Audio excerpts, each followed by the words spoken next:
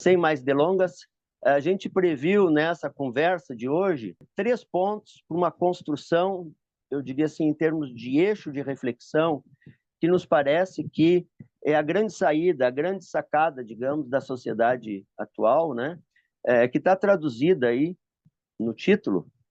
Então, os tópicos esses já tinham sido anunciados anteriormente, né, nos cards que a gente divulgou aí. O primeiro é a questão do equilíbrio ou desequilíbrio ambiental, disponibilidade ou não de recursos, entendendo recursos, todos os recursos, começando pela terra, né? E a influência que isso tem sobre a paz e qualidade de vida. Na verdade, são os condicionantes disso, né? Segundo ponto é a questão do tudo está interligado, solos, plantas, animais, humanos, né, como parte de um todo. E o terceiro, então, esse deslocamento de escala necessário entre o local e o global, dentro dessa situação que a gente está vivendo, que é essa promessa do novo, que na verdade a gente espera que não seja tão novo assim, mundo, né? Uma vez que o novo realmente ele só se manifesta se ele tiver de acordo com a natureza, que é aquilo que a gente recebeu de milhares e milhares de anos, ou seja, aquilo que deu certo. E a partir dessa discussão, então, a gente localizar essas crises e problemas que a gente vai ver nos primeiros 2 eixos e pensar junto quais são os caminhos, quais as soluções aí que a gente tem à disposição.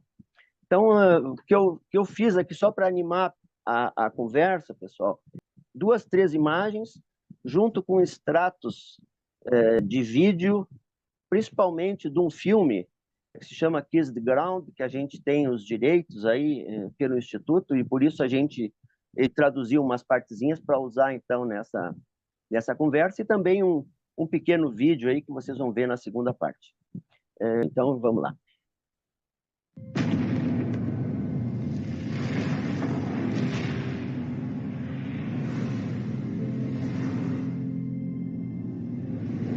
Planeta Terra. Lar de um número cada vez maior de Homo sapiens e muitas outras criaturas. É um ótimo lugar para se viver. Quando se trata do futuro do nosso pequeno planeta, notícias sobre as mudanças climáticas, desastres naturais como furacões e incêndios florestais.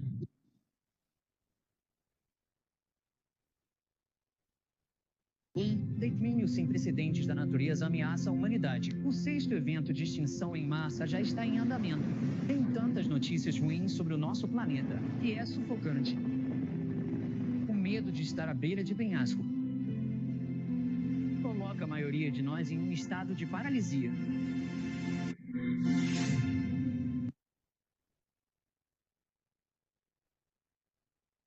Bom, pessoal, assim, ó, esse contexto geral que a gente, infelizmente, conhece bem, né?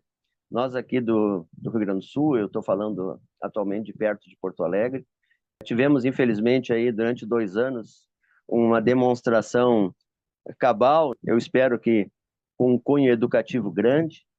Vimos grande parte das terras férteis do norte do estado do Rio Grande do Sul, que é a região mais rica do estado, escorrendo rio abaixo com as águas, avermelhando um curso d'água importante da região sul, que é a Lagoa dos Patos, e pasmem, depois de sair da Lagoa dos Patos, essa imagem que vocês estão vendo à direita é a água carregando a terra do Planalto, que transitou numa distância de mais de 300 quilômetros, chegando no mar e se deslocando pelo mar na direção do norte do estado e criando essa mancha de terra aí que se misturou com a maré tradicional já do famoso chocolatão do Rio Grande do Sul. Eu vou dizer, nós que tivemos a oportunidade de ver isso aí, é de chorar, né? Não vou entrar mais em detalhes.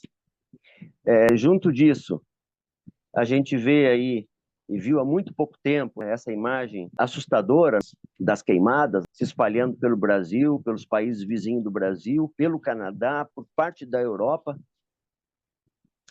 E, em outras palavras, na verdade, nós temos um mundo que, devido à grande diferença na distribuição dos recursos, na grande concentração de riquezas sujeitas às pessoas numa situação que seria inimaginável, né, de se pensar para o século XXI, se a gente estivesse projetando isso há 30 anos atrás. Eu diria que, certamente, há 30 anos atrás, as pessoas pensavam que isso já estaria superado hoje. Sem falar na poluição, sem falar no uso desregrado de produtos que destroem a nossa biodiversidade, e o resultado que a gente chega é esse aí. Em outras palavras, situações de mortalidade exagerada, vejam essa foto à esquerda, embaixo, eu diria que ela é muito emblemática, porque isso aí é um grupo de crianças órfãos da guerrilha do Mali, que é um dos países que tem enfrentado dificuldades enormes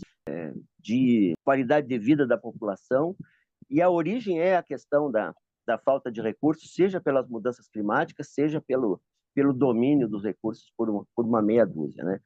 Os demais imagens aí não precisa falar muito, eu acho que vocês conhecem bastante bem.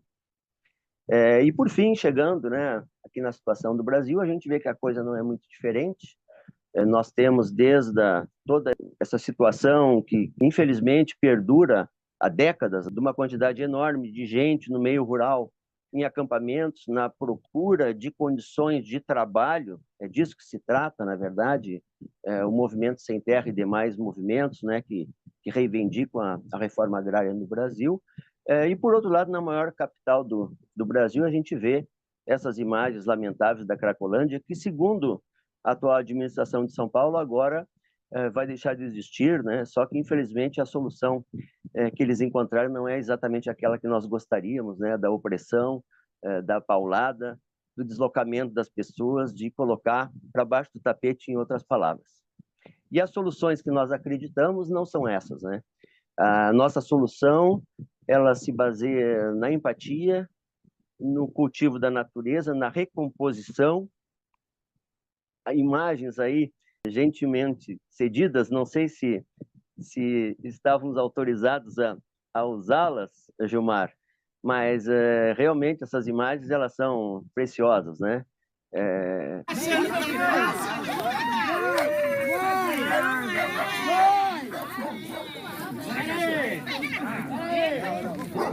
na luta que a gente conquista!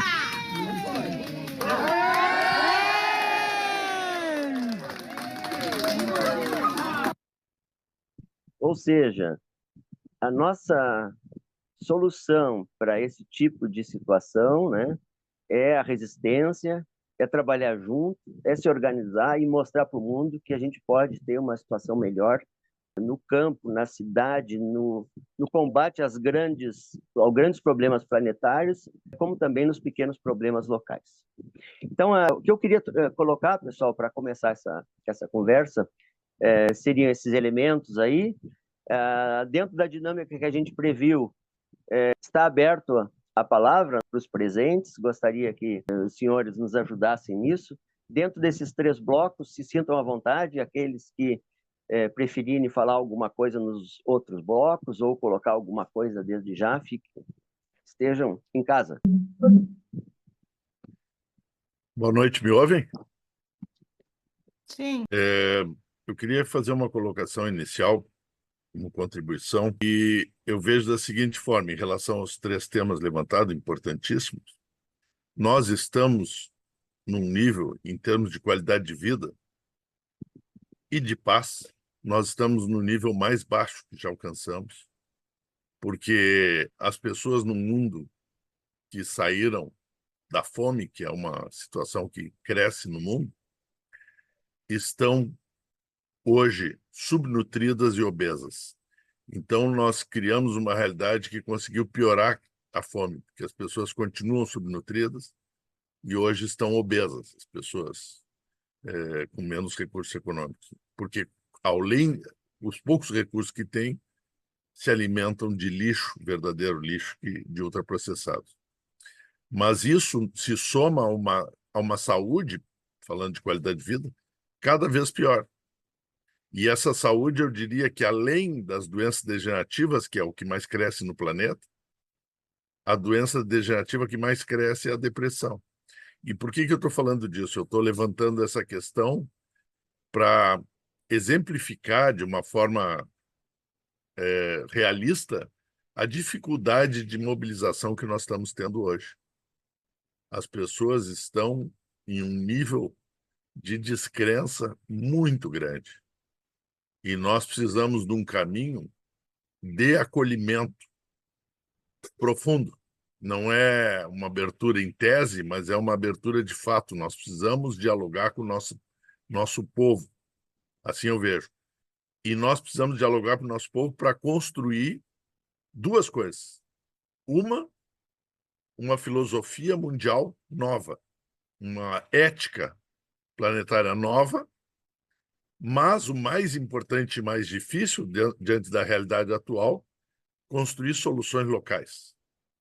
Porque a grande mensagem do meio ambiente, que a ecologia traz já a GAPAN há 54 anos, completados agora em abril, é que soluções têm que ser para cada território, para cada cultura e para cada ecossistema. Mas a lógica, sim, nós podemos construir globalmente entre os irmãos todos, né? Então, com isso, eu não quero me alongar, porque eu já estou até falando demais, mas com isso eu estou querendo dizer que as soluções globais são éticas e as soluções verdadeiras na vida são locais. E aí eu falo de sistema alimentar, eu falo de cadeias curtas e falaria de milhões de coisas que eu não quero ser chatíssimo com vocês, só chato. E por último, eu queria dizer o seguinte, eu estou cansado de gambiarra, eu acompanho agora em agosto eu vou fazer 54 anos de acompanhamento da luta, nós vimos nascer o tal desenvolvimento sustentável e nós gostaríamos de enterrá-lo rápido, porque ele virou uma gambiarra que está prejudicando a todos nós e nós precisamos, eu pessoalmente estou dedicando todo o meu tempo à construção de um outro tipo de desenvolvimento, porque este faliu e esse sempre foi gambiarra, então nós precisamos de ruptura. Então é só isso que eu queria dizer e peço desculpa por ter me alongado até. Pessoal, tem vários que se inscreveram aqui na ordem, pelo que a gente anotou, é o Paulo da FUP e depois o Cacique Eni Carajás. Primeiro, agradecer aqui a oportunidade de estar contribuindo nesse debate oportuno e necessário, né? Bom, como o companheiro já se antecipou, meu nome é Paulo Neves, sou sindicalista, moro aqui na região amazônica, uma região sensível e com o olhar do mundo virado para cá, né? E talvez alguns estejam se perguntando, questionando o que um petroleiro, um sindicalista petroleiro, estaria fazendo um debate como esse. E eu posso dizer com muita tranquilidade e satisfação e até mesmo alegria de que o movimento sindical petroleiro ele evoluiu a um nível de compreensão que não se pode separar, não se pode negar, não seremos nós os negacionistas de que a gente vive, de fato, um processo de degradação ambiental quase que irreversível, né? E que, portanto, não podemos separar a luta sindical, a luta pelos direitos dos trabalhadores, daquilo que entendemos como uma necessária transição energética. Contudo, ela precisa ser justa, ela precisa ter um olhar para a sociedade, um olhar para os trabalhadores, com um recorte especial de raça e de gênero. Então, é nesse intuito que nós aqui nos somamos, especialmente eu, né, que vivo aqui, como disse, na região amazônica, e por onde ando, por onde passo, faço questão de dizer que há pouco tempo atrás, aqui da janela da minha casa, onde tem essa luz que vocês estão vendo aqui atrás, eu testemunhei algo que, nos meus 50 anos de idade, eu jamais imaginei ser possível, que foi uma nuvem de poeira, aquela no estilo hollywoodiano de tempestade de areia no deserto, sabe? Aquela que a gente vê nos grandes filmes. Eu vi aqui, né, na cidade de Manaus, da janela da minha casa, uma nuvem de poeira cobrindo a cidade, um paredão gigantesco, quilométrico, de poeira que eu nem sabia que existia tanta poeira aqui na região, uma região de floresta, uma região tomada por rios e devido àquela grande seca que a gente teve um tempo atrás, eu testemunhei esse fato assustador. Eu não consigo descrever de outra maneira que não essa. Então é isso, companheiros. É um bom debate a todos.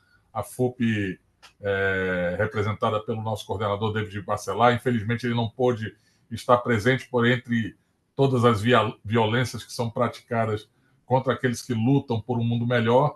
David está passando por um boicote da Meta, da empresa Meta, uma dessas grandes empresas de comunicação mundial, internacional, e que está tendo o seu WhatsApp bloqueado, suas ferramentas de comunicação bloqueadas.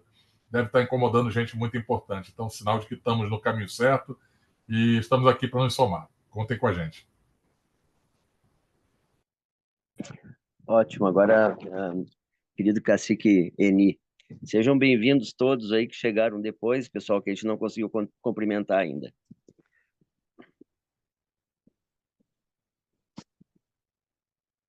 Olá, eu sou o Eni Carajá, sou de Belo Horizonte, sou cacique do povo Carajá de Minas, que é uma população de indígenas em contextos urbanos, e eu atuo com a articulação dos indígenas da RENIL, que é a Rede de Indígenas em Contextos Urbanos e Imigrantes aqui do Brasil. E a minha missão aqui, enquanto cacique de um povo, nossa família, né, vamos dizer assim, é de manter viva essa chama de proteger a natureza. Nós estamos vendo cada dia, cada coisa, e nós, povos indígenas, precisamos de entender que nós não podemos mais pensar que existe indígena apenas na Amazônia. E quem pensa assim, ele pensa na visão do colonialista e está interessado muito mais naquilo que nós protegemos, que está abaixo da terra, como as águas, os minerais, né, do que a vida dos próprios indígenas. Né? Para eles não importa se é da Amazônia, se é de outros biomas, para eles o importante é o lucro. E nós temos que bater muito duro contra isso, porque ser guardião não é fácil. Né?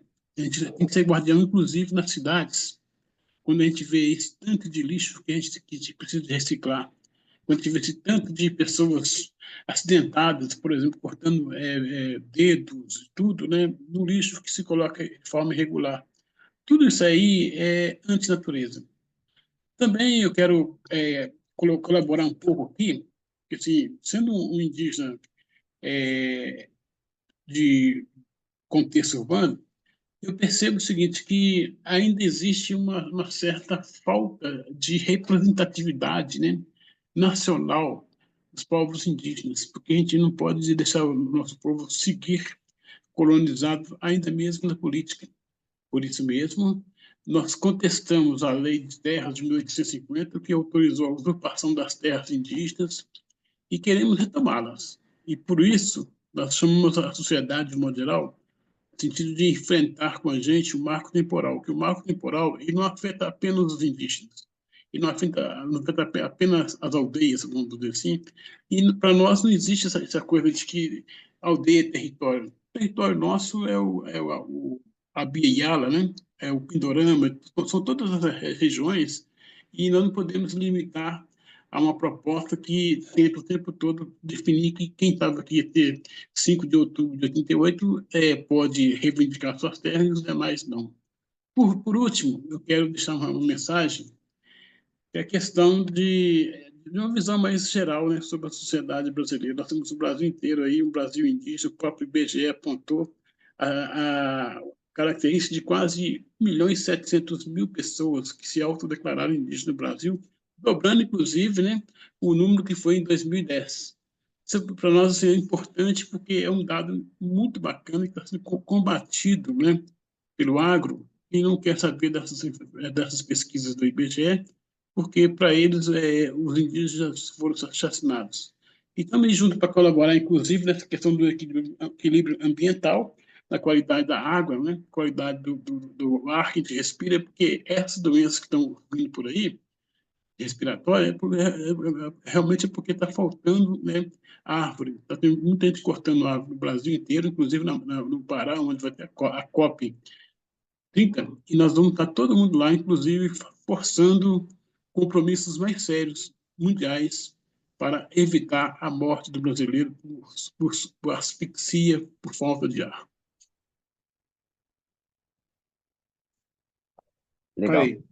Pessoal, agora estão inscritos o Otávio Pires e o Allen depois. E também gostaria de dizer que, a princípio, a gente previu que cada bloco desses 3 blocos durasse entre meia hora e 40 minutos, tá? Nós temos mais uns 10 minutos nesse bloco. Isso não quer dizer que quem se inscreveu não pode falar, mas eu pediria a gentileza só da gente fazer uma pausinha para a gente introduzir um pouquinho mais de ideias aí no nosso debate, e daí seguimos na sequência das inscrições sem problemas, aí, enquanto a gente tiver tempo disponível, né? O nosso teto é 21h30. Então, o Otávio e depois o Allen. Olá, boa noite. Meu nome é Otávio. Deixa eu acender a luz aqui que eu estou no escuro, agora que eu vi. Bom, eu estou fazendo parte aos poucos, né? Porque assim, eu não sou filiado, não tenho partido político, né? Eu sou simpatizante do PT e das esquerdas e tal. Então tive alguma militância assim meio mais ou menos na época da faculdade, principalmente a faculdade foi a introdução assim mais política, né? Muito mais do que no ensino médio, né? E depois trabalhando, né? Sou bancário, né? Sou funcionário público e através do sindicato dos bancários também alguma vivência também mais com a política sindical. E bom, e aí essa o tema e essas imagens que o Marcelo mostrou na introdução desse programa de hoje, dessa reunião, desse Zoom, ele mostra, né, a catástrofe ambiental, né, que causa, né, do aquecimento global, que pode levar a vida na Terra a se tornar insustentável, né? Então,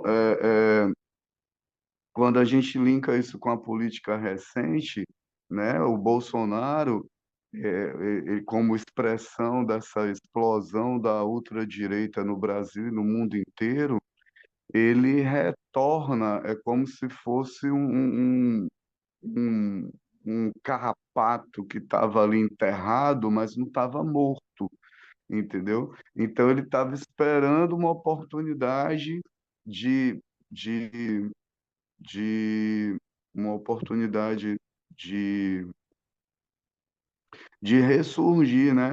Então, quando ele ressurge com o discurso e a prática igual o colonizador imperialista que vinha descobrir as colônias, se apossar dos recursos naturais das colônias, dos recursos, vendo os outros como escravos, vendo os outros como uma coisa que você tinha que dominar mesmo, né?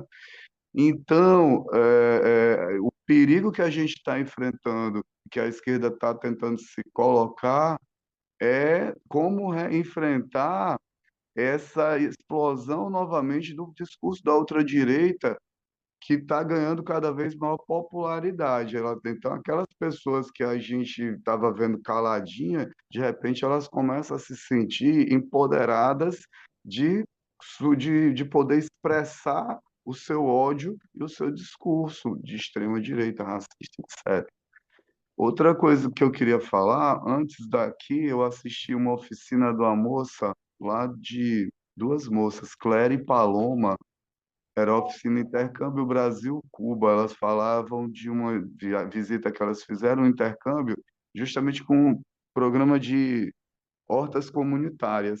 Elas trabalham com hortas comunitárias e periurbanas, né, em São Paulo, e foram fazer um intercâmbio com o programa de hortas comunitárias em Cuba, né? E aí ela falou uma coisa que eu achei muito interessante. Ela disse que em Cuba ela sente que existe uma nação. E aqui é como se a gente fosse um país, não fosse uma nação, entendeu? Então a gente tem uma diversidade geográfica, uma imensidão geográfica, mas a gente não consegue ter uma liderança e uma unidade como nação, de lutar para a gente progredir, para a gente, entendeu? Então, a gente vive ainda uma confusão e uma disputa político-partidária e político-ideológica muito grande e um afastamento da militância, assim, no sentido da vida prática, da vida prática de cada um. E aí a questão que eu coloco para reflexão é a dificuldade que o governo tem de apresentar propostas que envolvam os movimentos populares e as comunidades. É como se você tivesse programas, os programas estão lá, aí se você não está diretamente envolvido, você também não sabe como se envolver.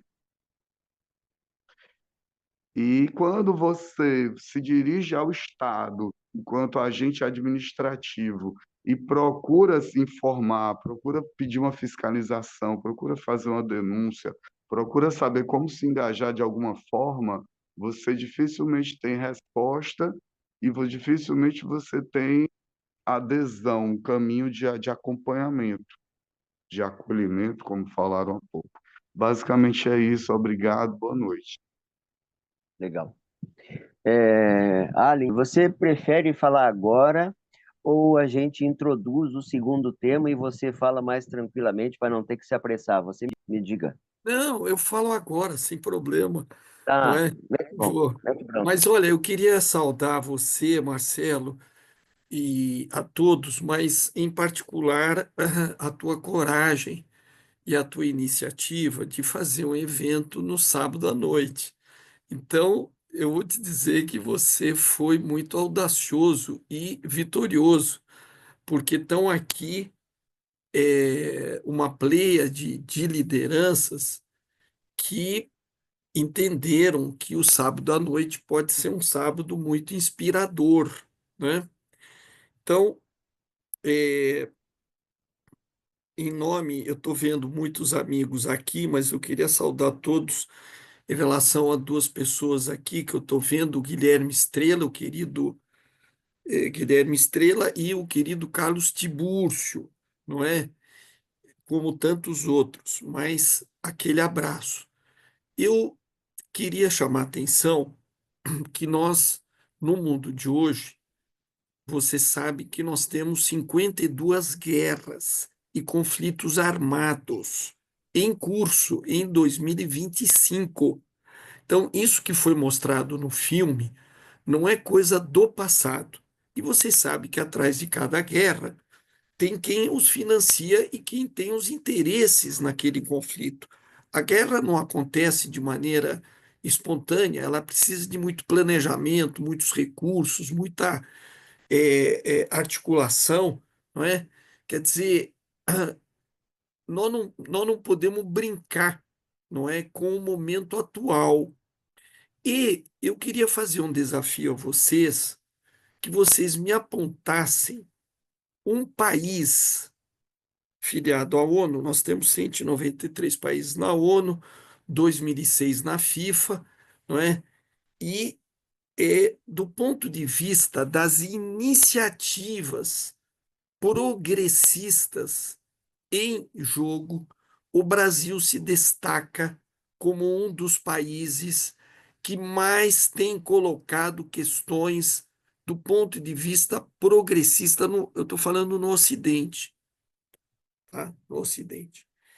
Então, nós precisamos avaliar, fazer um diagnóstico para não errar, porque a coisa mais importante é o nosso GPS. Qual é o diagnóstico que nós fazemos? Não é? Então, eu quero dizer, vocês acompanharam ano passado o G20, o Brasil criativamente criou o G20 social, 47 mil pessoas, empurrando os países a tomarem decisões sobre 5 grandes temas, e um deles, vocês lembram que o Brasil foi protagonista na luta contra a fome e contra a miséria, montou uma articulação, montou um movimento, montou uma estrutura, quer dizer, ou seja, não é meramente uma declaração de compromisso, mas sim uma ação que corre e que teve o apoio de 40 países que aplaudiram de pé a iniciativa do Brasil. Bom, a segunda coisa, agora em em julho, se reúne no Rio de Janeiro o BRICS. O Brasil é presidente durante o ano de 2025. Isso tem uma importância muito singular. E nós também estamos fazendo um conjunto de reuniões com os BRICS sobre vários temas, vocês estão acompanhando, e nós vamos ter, então, esse movimento em julho que vai preparar e nos ajudar muito ao movimento da COP 30 em 10 de novembro. A COP vai de 10 de novembro até 22 de novembro, com 170 países. No mundo, nós temos 10 países que têm bomba atômica. Só que o Brasil, com muita sabedoria, os constituintes optaram por termos um continente pacífico. Trouxemos a Argentina, evitamos que outros países da América Latina fossem para a corrida nuclear. É o único espaço no mundo desnuclearizado. Só que nós temos a única bomba atômica que ninguém tem. Só o Brasil, que é a Amazônia. E todo mundo tem ambições pela Amazônia, que 80% é do Brasil. Não é? Nós temos mais 8 países que têm 20% e nós temos 80%, e é isso, e moram 30 milhões de brasileiros lá, não é? E nós vamos transformar, e vocês vão ver, o Brasil sairá da COP 30 como líder ambiental do planeta. Sobre o Great King? Depois a gente vai fazer um balanço sobre isso.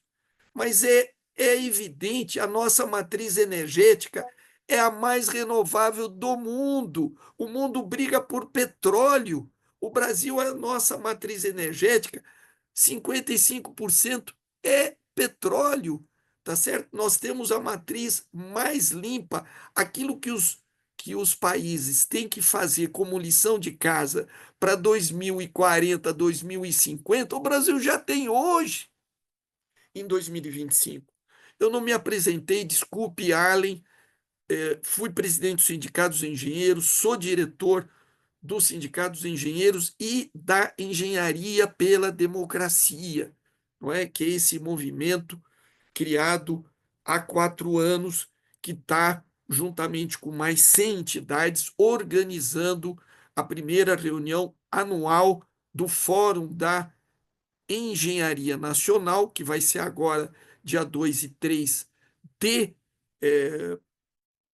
de junho, no Clube de Engenharia do Rio de Janeiro, que eu quero convidar a todos para se inscreverem através do fórum engenharia.com.br. Vou botar aqui no chat, porque no coração eu fiz essa propaganda do nosso Fórum da Engenharia Nacional, que é uma articulação de caráter permanente, assim como tem o Fórum Econômico Mundial, que se reúne em Davos em janeiro todo ano, nós vamos ter o nosso Fórum da Engenharia Nacional para discutir exatamente os temas que o Marcelo colocou aqui, que é a questão da democracia, do desenvolvimento sustentável e da soberania nacional.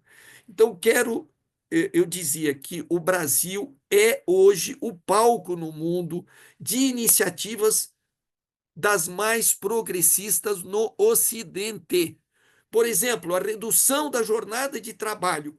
Puxa vida, nós estamos agora entrando no Congresso com essa discussão, tá certo? Do 6x1, da redução dos 44 horas para 40 horas, tá certo?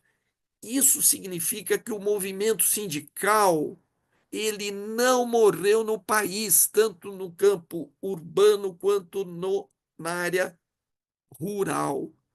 Nós temos, claro, nós tínhamos 18 mil, caímos para 9 mil sindicatos, tínhamos 18 milhões de sindicalizados no Brasil, hoje temos 9 milhões, nós reduzimos pela metade o nível de sindicalização, no entanto, nós temos ainda um movimento sindical muito importante e significativo. Então, fechando, Marcelo, eu quero dizer duas coisas para vocês.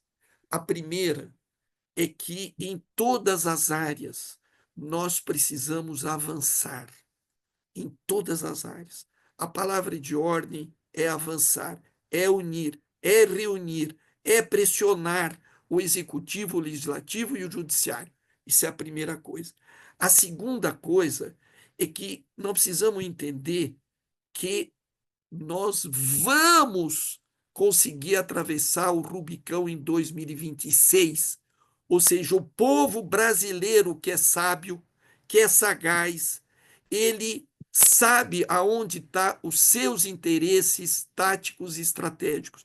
E, portanto, eu tenho a total serenidade a dizer para vocês que, na medida que a gente conseguir fazer essa reunião e essa união, nós teremos um Lula 4 muito forte e muito desafiador para o mundo.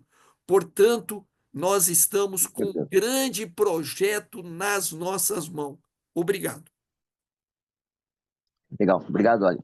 Vamos então só introduzir 2 ou 3 pontos bem rapidinho, pessoal, e continuamos. Já anunciando ali, logo depois da minha fala, estão inscritos o Gilmar e Verlene.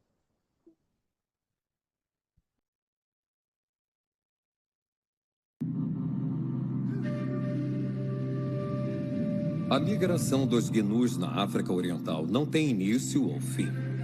Não é uma rota pronta, e sim uma perambulação nômade impiedosa.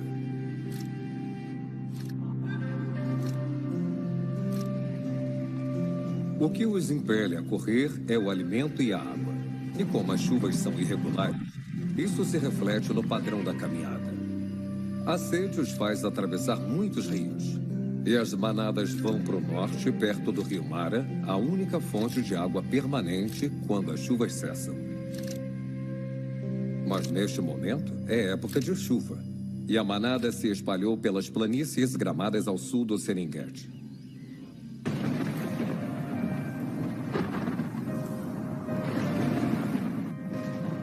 Temporais são uma ocorrência quase diária nas estações úmidas, mas têm um profundo significado para os gnus. São sinais aéreos que acionam toda a migração.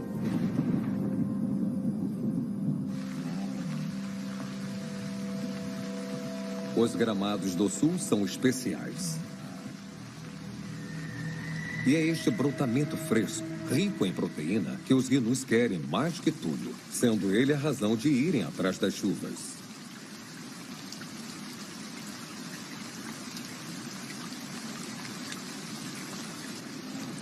Os próprios gnus têm um papel vital nesta riqueza de gramados. Arrancar a grama depois estimula o crescimento e com o pisoteio e o depósito de estrume, eles ativamente criam e mantêm o seu habitat.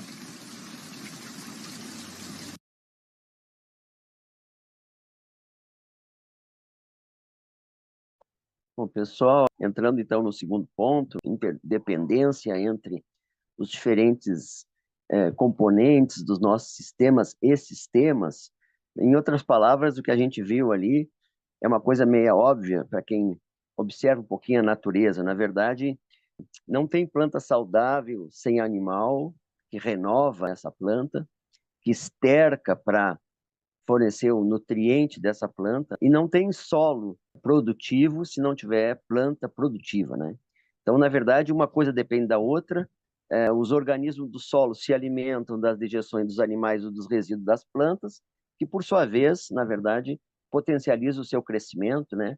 Na medida que a gente não atrapalha o seu desenvolvimento. Isso sempre foi assim, né? A arquitetura e arte da natureza foi exatamente esse binômio, planta, animal, solo, clima, a partir de uma situação de milênios, em que toda a face da Terra, o globo, estava povoado de mamíferos e outros animais de grande porte, né? Grande parte deles grandes ruminantes, do porte dos mamutes, dos bisões na América do Norte, das antas gigantes na América do Sul, Esses animais, ao longo do tempo, com a domesticação, pela necessidade de recursos, obviamente que eles foram diminuindo, digamos, a sua frequência, e a gente passou a ter uma diminuição radical, eu diria assim, das populações de grandes animais que foram substituídos pelos animais domésticos, né? Isso, por si só, na verdade, não explicaria de jeito nenhum a situação que a gente tem hoje, porque o que se tem hoje de ruminantes, peso de animais e mesmo de emissão de metano, que sempre tanto se fala, né, quando se discute as mudanças climáticas para mascarar os reais sujeitos, né, desses problemas, a gente vê que tem uma equivalência, né, entre esse peso de animais na história e o que se tem hoje. A grande dificuldade e diferença é que, ao invés de deixar os animais fazerem o que eles sabem fazer, o que sempre fizeram, a gente teve essas ideias maravilhosas dos confinamentos, né? Retirando o animal, separando a pecuária da lavoura, e o resultado é o que a gente vê nessa imagem abaixo à direita, né? Que é uma desertificação, um processo de desertificação, de perda de fertilidade das terras em todo o globo. Isso se passa, né, ocorre devido a uma coisa muito simples de entender. As plantas, assim como nós, elas têm uma duração de vida, só que no caso delas é muito mais curta, no caso das plantas herbáceas, né? Elas florescem, produzem toda a massa verde, e esse material verde se torna material seco, né? Esse material seco, na natureza, parcialmente ele é pisoteado, ele é comido antes de virar seco, né? Por esses herbívoros, jardineiros da natureza, que no passado, como a gente disse, estavam numa grande quantidade como animais silvestres, fazendo o seu trabalho, né, de limpeza da área, de deposição de dejeções, que, obviamente, serviam de alimento, de adubo, para a retomada, né, desse crescimento das plantas, e assim, sucessivamente, ao longo das estações, as coisas iam acontecendo. No momento que a gente tira, que a gente destrói essa máquina, da mesma maneira, quando a gente tem um relógio, desmancha o relógio, não adianta a gente querer pegar uma engrenagem e querer que aquela engrenagem produza as horas, né, pessoal? Então, assim, ó, a gente vê que os grandes problemas da humanidade são de uma obviedade, não teriam como não se tornar problemas. Esse material seco, sem herbívoros, num volume grande, ou ele apodrece, ou ele tem que ser queimado pelo fogo, na situação que tem hoje, né? Alguns, então, defendem como solução perfeita a questão do plantio direto na palha, né? Que, na verdade, não deixa de ser uma palha que apodrece, que emite metano muito mais do que esse material verde, vivo, produtivo, que continua alimentando essa vida do solo, que é o começo de tudo, né? Que propicia o crescimento e a continuidade do solo. Ora, como que se resolve isso? Simplesmente não atrapalhando a evolução das coisas, deixando com que esses animais, que na verdade a gente diferencia o gado, animal doméstico, como se esses animais fossem de plástico. Esses animais, na verdade, eles são naturais, eles são descendentes diretos dos animais silvestres, só que eles foram domesticados, eles foram selecionados, mas eles continuam funcionando da mesma maneira, né? Produzem metano com a ruminação, mas fazem o grande milagre de transformar palha, fibra de baixa qualidade, em alimento utilizável, né, por nós humanos, e mais do que isso, né, grande parte do que comem devolvendo para a terra, permitindo a continuidade desses diferentes ciclos. Então, na verdade, eu diria assim, em outras palavras, alguns dizem, então o gado é a grande solução da natureza. Eu responderia, não necessariamente o gado, mas os herbívoros em geral, e inclusive o gado, né? Então, o que a gente gostaria de colocar como elemento a mais nessa conversa, né, que tem a ver com as nossas diferentes atividades, com a integração de atividades, e mesmo a gente não tendo combinado, eu diria que a coincidência da próxima fala ser do Gilmar Mauro é muito oportuno, porque, como todos sabem, né, ele está aí num grupo, num movimento que conhece muito mais do que muito técnico aí, teórico, sobre essas relações da natureza e como fazer com que a natureza ela consiga fazer o seu papel. Então, Gilmar Mauro e depois Verlene. Boa noite. Eu estou com um probleminha aqui em casa, um probleminha bom. Eu recebi visita, embora tinha me programado para acompanhar toda a prosa, então daqui a pouco eu vou sair para dar atenção a isso também. Mas muito rapidamente, mais do que falar desse tema, eu acho, Marcelo e demais companheiros e companheiras, e é difícil de antemão dizer que em 5 minutos a gente consiga fazer diagnóstico, então vou dar pitacos aqui. Mas, no meu modo de ver, é preciso um diagnóstico o mais profundo e realista possível. É evidente que a massa de gases de efeito estufa, tanto metano, que é, inclusive, de durabilidade pequena, mas somado com óxido nitroso e somado com o CO2, que dura mais de 100 anos, centenas de anos, já são suficientes para derreter as geleiras e não precisamos emitir mais. Ou seja, nós ultrapassaremos 1,5 grau, já estamos ultrapassando, nós podemos ultrapassar 2 graus ou mais. Agora, qual é o problema? Estamos às vésperas de uma COP. É que se estabeleceu lá atrás que se diminuiria a emissão de gases de efeito estufa em 50% até 2030 e 100% até 2050. E, honestamente, eu não acredito que isso vá ocorrer. Por quê? Porque para pararmos de emitir esses gases de efeito estufa, nós praticamente, a humanidade precisaria eliminar, abolir todas as tecnologias da segunda revolução industrial, quais sejam todas as tecnologias dos hidrocarburetos, do petróleo, da automotiva, da guerra, a guerra que nós estamos acompanhando. E, obviamente, isso geraria um impacto no que a gente conhece como PIB. Haveria uma brutal contração do PIB. Olha a questão aqui. Se eu beber água da mina, aqui da minha terrinha, eu não ajudo no PIB. Agora, se eu contaminar bastante a água de São Paulo, de um monte de lugares, aí sobe o PIB. Se eu andar a pé, eu não vou ajudar no PIB. Agora, se eu pegar estradas altamente congestionadas, eu vou ajudar no PIB. Mas olha, todos os fenômenos que têm ocorrido, seja no Rio Grande do Sul, das queimadas, as guerras, é o capital que produz isso e é o capital que ganha depois de feita a destruição. Quem está reconstruindo as estradas no Rio Grande do Sul, as casas, as pontes, é o grande capital, assim como nas guerras. Ou seja, é a mesma, se quiser um exemplo, a mesma Bayer que produz aspirina, produz o veneno que é utilizado. Ganha-se. Aqui, para mim, é a questão. Capital só é capital se acumular e se expandir permanentemente. E para fazer isso, ele precisa transformar tudo e todos em mercadoria o tempo todo. Por isso, não tem sustentabilidade. Pode fazer o que quiser. Sob a lógica do capital, não haverá nem democracia ampla, nem sociedade justa, nem sustentabilidade e nem a questão ambiental será resolvida. Esse é o grande problema. Essa é a essência do debate político que nós precisamos fazer. Eu podia usar aqui a agricultura brasileira. Nós plantamos 80 milhões de hectares de terra. Desses, 45 milhões é para soja e 21 milhões de hectares para milho, né?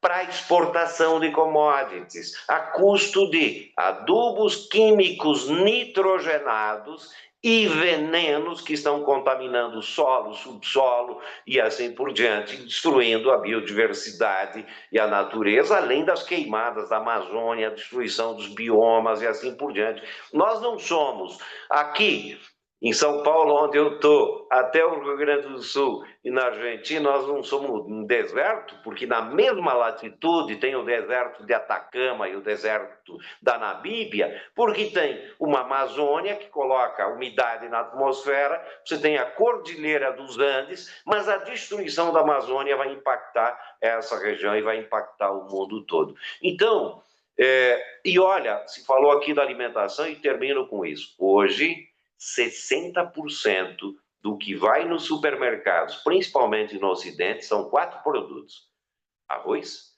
milho, trigo e soja, que são transformados em ultraprocessados que vão... E isso não é comida, isso não é alimento, isso é uma baita de uma porcaria que não nutre. Se nós somarmos 15 produtos, dá 90% do que é consumido. Para vocês terem um paralelo, no PAA, pequenos agricultores assentados, indígenas, quilombolas, entregam mais de 400 tipos diferentes de alimentos. Então, apesar do diagnóstico complicado, Marcelo, eu acredito que é possível mudar isso, mas para mudar isso é preciso uma revolução na agricultura e uma revolução política, social, e é preciso discutir com a juventude. Porque se nós não discutirmos projeto, nós estamos ferrados. Esse é o grande desafio das esquerdas e nós temos que fazer esse debate dentro do movimento sindical, dentro do movimento popular e dentro dos partidos de esquerda, porque esse debate não está sendo feito da forma que deve ser feito. Nós podemos prolongar a existência do humano na Terra, é verdade. Aliás, nós somos a única espécie que tem consciência e que pode acabar com ela mesma, né? E a prolongação da espécie humana depende dessas mudanças evolucionárias que nós precisamos fazer. Bom, eu vou ouvir, vou continuar ouvindo, vou ficar atento aqui, mas eu vou desligar a câmera aqui e dar uma atenção para a minha turma. Outro dia, com mais tempo, vamos continuar proseando. Grande abraço, boa reunião. Câmbio!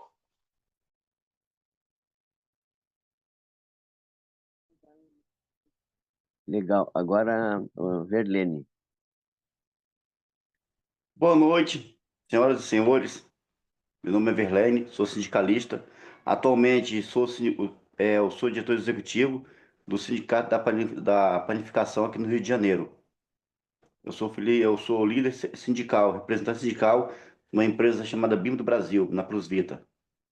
Fui líder do MST na Paraíba, em Sapé e Mari. Então, tenho duas experiências. Campo, o campo e o rural e urbano. Então, tenho duas experiências. A experiência que eu tive no MST, que eles têm uma parte que é uma reserva ambiental. Em todo a terra, quando a gente ganha a terra, tem uma parte que é ambiental, que é uma reserva ambiental que a gente se faz para proteger o meio ambiente, os animais silvestres. Só que eu observei que o povo não tinha uma alimentação adequada. Não tinha uma alimentação adequada. E eu vi dentro da mata, que era a reserva ambiental, que tinha como preservar o ambiente, tirar o alimento sem destruir a reserva florestal. Eu vi que tinha muita água, uma água azul, uma água maravilhosa, que eu nunca tinha visto na minha vida. E eu vi que tinha como plantar berinjela, melancia, abóbora, coentro, tomate. As pessoas têm uma boa alimentação sem destruir a natureza. O que eu fiz? Fui na prefeitura, no município, pedi autorização ao município, pedi autorização ao Estado, pedi autorização ao movimento social Sem Terra, aos dirigentes, se reunir com eles, com as famílias, no caso, eram 400 famílias, e fiz a minha proposta. Vamos plantar, não vamos destruir nada, vamos plantar e vamos usar a reserva florestal em nosso favor. E foi feito. Nós plantamos berinjela, as crianças e as mulheres e os homens passaram a ter uma boa alimentação. E com isso, você se alimentando bem, a sua saúde, a sua pele melhora. Você é o que você come, você é o que você se alimenta. Então as pessoas passaram a ter uma boa saúde e a gente também fizemos uma cooperativa. Compramos um trator, leiramos a terra. Um dia o trator trabalhava na terra de um acampado, outro dia no outro. Então tudo sem destruir o meio ambiente, conservando a natureza. E muita gente não sabe, não sei se sabe dessa história, que o boi, o animal, ele é bom para a natureza. Por exemplo, a urina do boi ou da vaca cura, se você tiver com ferimento, se você tiver com frieira no dedo, mata a sua frieira. Para você ter ideia, o mijo da vaca. O estrume da vaca, que é chamado esterco, quando você joga na terra, o esterco, a planta é uma maravilha onde você joga o esterco. Então, o que aconteceu? O que acontecia? A gente pegava os animais, quando tinha comprado boi, vaca, botava dentro do roçado. Ali o animal, ele comia, ele fazia as fezes dele, e ali a gente plantava sem ter que queimar nada, usando a própria natureza a nosso favor. Então eu tive essa experiência lá na Paraíba. E a gente fazia também feira de coisas naturais, sem agrotóxicos. Que eu fiz um roçado, aí teve algumas críticas. Cara, tu vai botar um roçado? Falei, vou. Ó, tem que comprar veneno para matar a formiga. Eu falei, se a formiga não pode comer a comida, então não serve para o ser humano. Se a formiga come, então serve para mim. Aí o que eu fiz? Plantei um roçado, não usei agrotóxico, fiz um roçado natural, orgânico. Todo mundo queria pegar. Aí o cara falou assim mesmo, um vizinho falou comigo, carioca, estão roubando teu feijão. Falei, isso é bom, que dá para mim e dá para o ladrão também. Mas era um feijão de boa qualidade. Por quê? Não tinha agrotóxicos. E eu concordo, companheiro, o agrotóxico acaba com o meio ambiente. Então, essa é a minha experiência, não vou me prolongar mais, para dar oportunidade para os outros companheiros, mas foi essa experiência que eu tive.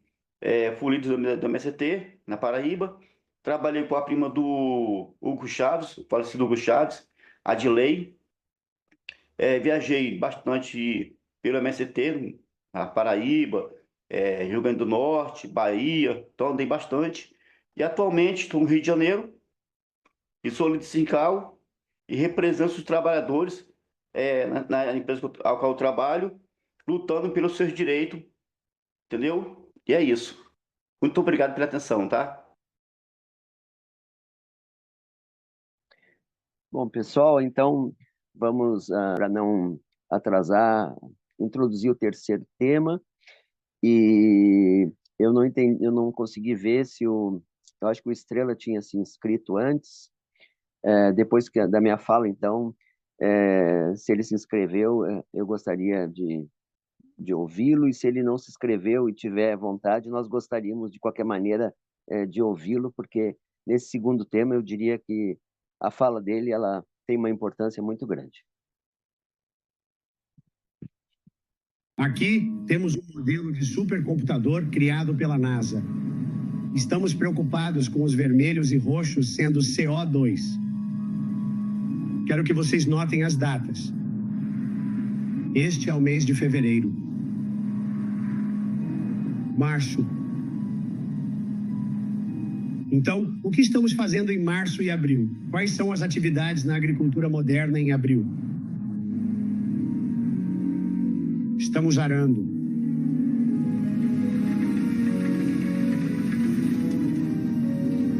Estamos arando a terra nesta época. E observem as grandes plumas de dióxido de carbono que se formam. Olhem as datas. Maio. Agora, Vamos observar o que acontece no mês de junho.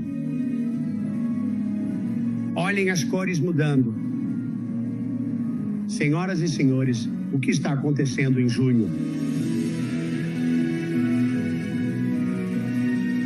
Ha, ha, ha! Vocês veem o quão poderosas são as plantas vivas? Imaginem todas as nossas pastagens e terras cultivadas cobertas. Um planeta coberto de vegetação é um planeta saudável.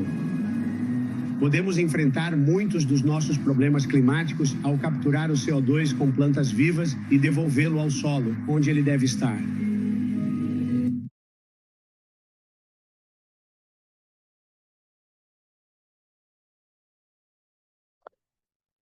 Bom, pessoal, eu diria que essas imagens, para quem nunca tinha visto, elas são muito impressionantes. Eu confesso que quando eu vi isso, eu fiquei assim, embasbacado. Primeiro, por uma questão que a gente já sabe, mas que muitos de nós não sabem, né? O hemisfério norte, ele não tem essa quantidade de área de plantio direto que tem no Brasil, né? Então, essa realidade brasileira é uma situação que representa um grande avanço da agricultura brasileira como um todo, essa consciência ecológica, principalmente de pequenos produtores no Brasil também, né? Isso não ocorre da maneira que ocorre aqui no hemisfério norte, primeiro ponto. Agora, o que eu queria chamar a atenção é exatamente essa relação do que a gente faz aqui com o planeta, né? Não é muito fácil da gente perceber isso. E daí eu acho que essas imagens de satélite nos ajudam bastante. E segunda questão é que no Brasil a gente tem muita coisa para fazer, né? A gente tem que mudar essa realidade ilustrada nesse esquema, por exemplo, que está na tela, da monocultura, que na verdade é muito assimilável àquela história da engrenagemzinha sozinha do relógio querendo dar as horas, né? Agora, temos também que aprender a valorizar as vantagens brasileiras. O fato de que o grande produtor de gás de efeito estufa, utilizador de combustíveis fósseis, principalmente carvão, é principalmente o hemisfério norte. Nós não temos tempo aqui para prolongar esse assunto, mas teremos oportunidade em outras ocasiões aí. Como essa é a nossa área de trabalho preferencial, né, essa questão do uso da terra e as mudanças climáticas, a gente tem muito material interessante, inclusive demonstrando de uma forma cabal que a natureza, mesmo degradada hoje, ela tem uma grande capacidade de recuperar-se e trazer soluções para os grandes problemas planetários, né? Então, eu diria assim, o grande desafio, tanto do hemisfério norte, com essas ponderações que eu coloquei, como do hemisfério sul, e particularmente do Brasil, que no planeta ainda é uma área, né, um continente, junto com os países vizinhos, que tem uma contribuição negativa, reconhecida pelo mundo, em termos da questão das mudanças climáticas, eu diria que o grande desafio que está colocado é exatamente a gente migrar dessa situação da engrenagem do relógio sozinha, querendo dar as horas, para essa situação do relógio inteiro, pessoal. O que é a situação do relógio inteiro? É um conjunto de elementos que qualquer ambiente natural tem, né? Plantas de diferentes portes, não porque a planta mais alta é mais bonita ou porque a árvore produz madeira, é porque a árvore, pelo seu tamanho, ela tem uma eficiência diferente de utilização da radiação solar e produção de vida. Ela aprofunda a raiz buscando nutrientes lá embaixo, ela alimenta toda essa complexidade que existe no solo se nós não colocarmos esse monte de veneno que a gente coloca na nossa agricultura, fazendo com que fungos, bactérias e uma infinidade de outros organismos ofereçam, disponibilize para a planta esses nutrientes que, na falta dessa complexidade, na falta dos dejetos dos animais, nós temos que suprir para os ambientes e para as culturas na forma de fertilizantes sintéticos. E o desafio também é da nossa indústria, ela avançar naquilo que a nossa Petrobras tanto sabe fazer, que é controlar as perdas, porque, afinal de contas, o que é perda industrial e o que é poluição? É matéria-prima sendo desperdiçada. né? Porque diminuir as perdas, diminuir a poluição, é fazer com que esses elementos que estão saindo do processo produtivo, eles voltem para o processo produtivo, eles continuem gerando produto, gerando riqueza e gerando vida quando a gente pensa em escala planetária. Então, a mensagem que fica, eu diria assim, nessa breve fala, é que a gente tem que parar de querer apontar dedos e pensar as coisas simplificadamente, porque elas não são simples. Essas empresas, esse ramo, né, do carvão, do petróleo e gás, na verdade, tão demonizado, vejam, na medida que ele é racionalizado, e de novo, nós brasileiros temos um know-how e muita coisa para ensinar para o mundo nesse sentido, ele produz CO2, é verdade, mas esse CO2, se ele tiver incluído dentro de cadeias tróficas que estiverem funcionando, grande parte dele, ele volta para o ciclo, ele volta a ser fonte de vida, porque, afinal de contas, o que a árvore e as plantas rasteiras utilizam é água, nutrientes e CO2. A gente sabe, por exemplo, isso não é uma justificativa, um argumento em prol do aumento das concentrações de CO2 na atmosfera, não interprete mal. Mas a gente sabe, por exemplo, que a própria floresta amazônica hoje, ela sequestra mais carbono, ela tem uma produção de biomassa por unidade de floresta preservada maior do que quando os níveis de CO2 atmosféricos eram menores. Então, com essa imagem, né, do que a gente está buscando, eu acho interessante só ilustrar muito rapidamente como é fácil de reverter esses problemas. Eu vou colocar uma série de imagens da África, depois alguma coisa de cidades conhecidas como Paris e, por fim, muito rapidamente, colocar a situação brasileira e vocês vão ver. Em qualquer situação, se nós adotarmos as práticas adequadas e o conhecimento que se tem em termos biológicos hoje, nós conseguimos inverter enormemente, muito rapidamente essas situações. Vejam nessas 2 ou 3 fotos iniciais, esses referenciais, essas flechinhas azuis, para vocês verem ali, ó, que é exatamente o mesmo lugar, para não ter dúvida, tá? Então, olha só, olha o antes e o depois. Isso aí é um intervalo que varia de 3 a 10 anos, tá? Dependendo do local. Nessas áreas mais secas da África, que eram as 2 imagens anteriores, que tem menos água, isso demora mais. Numa situação que tem mais água como essa, no México, por exemplo, as coisas são muito mais rápidas e a transformação ela é muito mais radical. Nós passamos de uma situação que parecia um deserto, uma pocinha de água suja, para uma situação que parece praticamente aquela imagem idílica aí do Jardim do Éden. E a mesma coisa em meio urbano, pessoal. Isso aqui é uma praça de Paris, que dentro desse processo de reurbanização, de recomposição da cobertura vegetal da cidade, que eles estão levando principalmente de 2017, né? Está transformando a cidade. A mesma área, a mesma praça, a gente olha, parece 2 lugares diferentes, mas vejam os prédios no fundo, vocês confirmam que é o mesmo lugar. Isso também está acontecendo no Brasil. Isso aqui é Rio de Janeiro, ali do ladinho de Copacabana, o pessoal aí, carioca, pode contestar ou comprovar essa situação que a gente está mostrando aí. E vejam, o interessante não é só o que acontece pontualmente, o que a gente está vendo naquela área de campo ou naquela área de cidade, mas vejam que essa transformação de lugares pontuais, ela tem um impacto muito maior do que aquilo que a gente enxerga. Vejam, à medida que a gente vai se distanciando um pouco da área, a gente vai vendo que, na verdade, aquela transformação que aconteceu naquele morrinho, que aconteceu nos outros lugares próximos, ela vai mudando toda a configuração do ambiente, do conforto das pessoas, da produção em geral de coisas vivas, seja plantas, seja animais, mas também o fluxo das águas. Afinal de contas, tudo isso depende digamos assim, uma área geográfica, um elemento da natureza do outro. E por fim, na verdade, se a gente for ver, a gente chega nessa escala planetária para encerrar com essa imagem que é a imagem de capa de uma obra que saiu em 2020,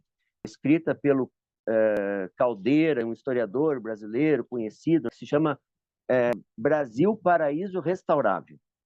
Eu diria assim, é uma obra maravilhosa e que teve realmente um sucesso incrível na escolha do título, porque o Brasil é isso.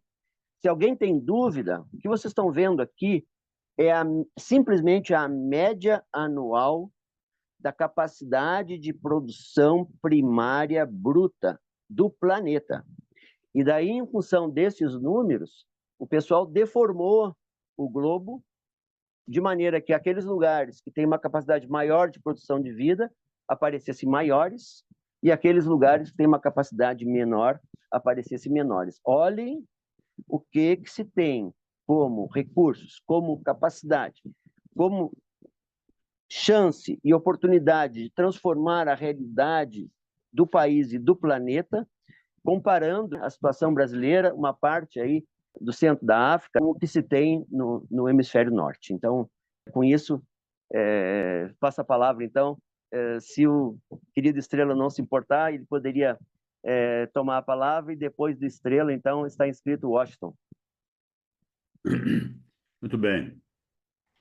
Primeiro, eu me apresento, né, como um geólogo de petróleo. Primeiro, como geólogo, né, Marcelo? Você também é, a Rosângela também é. E segundo, como geólogo de petróleo, quer dizer, que pode aí uma alcunha muito negativa, né, para a minha profissão, né? Mas, enfim, eu queria, de início, sabe, considerar que na sua